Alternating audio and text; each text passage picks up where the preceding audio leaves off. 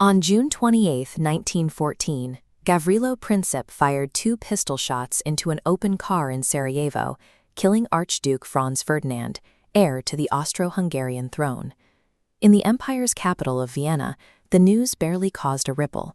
People drank wine and listened to music in the streets, treating the assassination as a distant regional tragedy.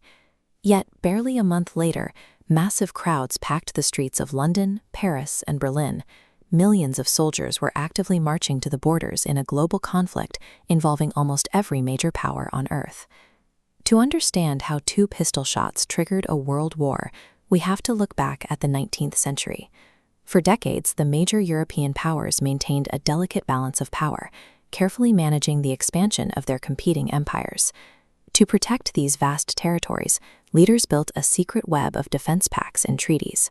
They believed these overlapping promises would act as a shield, but they accidentally wired the continent to explode.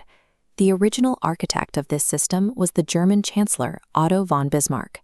After unifying Germany through a victorious war with France in 1871, his primary goal was to isolate the French and prevent them from seeking revenge. Bismarck constructed the Triple Alliance, a defensive agreement binding Germany, Austria-Hungary, and Italy together against external attacks. But Bismarck knew Germany's greatest geographical vulnerability was a two-front war, so he negotiated the Reinsurance Treaty, a secret neutrality pact with Russia to secure Germany's eastern border. This carefully balanced architecture fell apart in 1890. The new German emperor, Kaiser Wilhelm II, forced Bismarck into retirement and abruptly refused to renew the secret agreement with Russia. Wilhelm's dismissal of Russian diplomacy created an immediate strategic vacuum. Russia was suddenly isolated, anxious, and desperate for a reliable European ally. France moved quickly to exploit that vulnerability. By 1894, they signed the Franco-Russian alliance.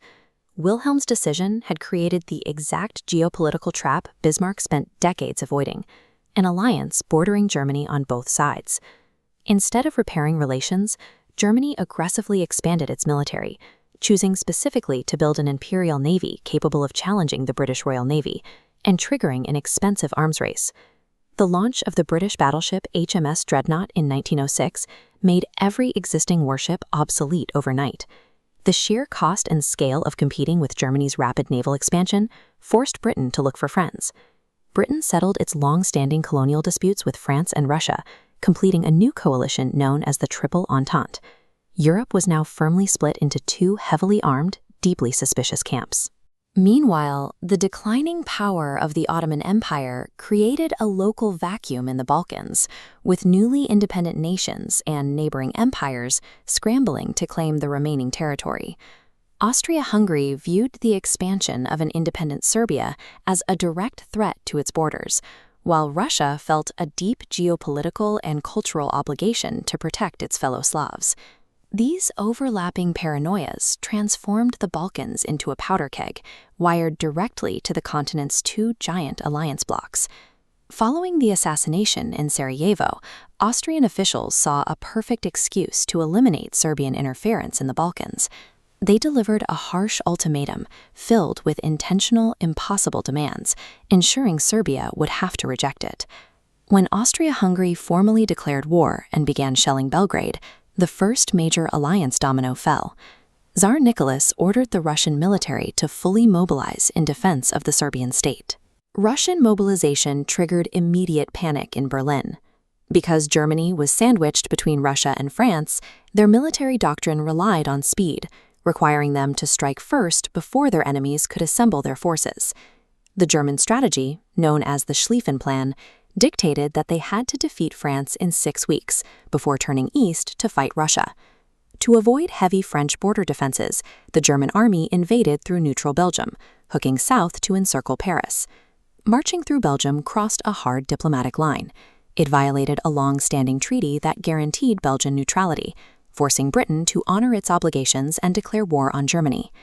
The rapid descent into conflict was not a failure of diplomacy. The alliance system operated exactly as it was designed, locking each nation into a strict sequence of military responses that automated a catastrophic chain reaction. Millions of men mobilized and marched to the front lines. carrying flowers and expecting a short, victorious conflict that would be over by Christmas. Instead, they found themselves trapped in a stalemate. Commanders applied rigid 19th century tactics against 20th century industrial technology, ordering mass infantry charges into the teeth of heavy machine guns, barbed wire, and clouds of chlorine gas. This data table shows the mobilized strength and casualty losses of the belligerent nations. Looking closely at the killed and wounded columns, the sheer scale of the devastation becomes clear. By the end of the war, total military and civilian casualties reached an estimated 15 to 22 million. A political fallout erased the map of the Old World. 4 massive, centuries-old dynasties collapsed entirely, leading to the total dissolution of the Russian, Austro-Hungarian, German, and Ottoman empires. The great powers sought security by hiding behind secret pacts and hoarding weapons. But prioritizing rigid military agreements over open diplomacy created a deeply brittle world, one where a single political assassination guaranteed mutual destruction.